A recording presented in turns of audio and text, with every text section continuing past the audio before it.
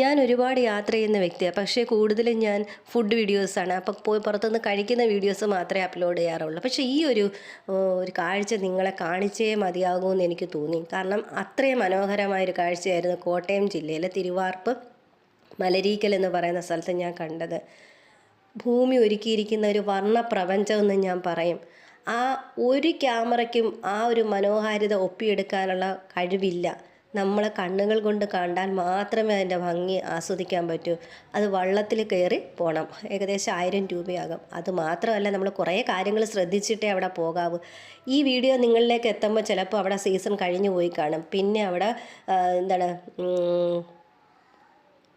പിന്നെ അവർ നിലം ഒരുക്കി നെൽകൃഷിക്കായിട്ട് വിട്ടുകൊടുക്കും. അതുകൊണ്ട് സീസൺ ആണോ എന്ന് തിരക്കിയതിന് ശേഷം മാത്രമേ അങ്ങോട്ട് പോകാവൂ.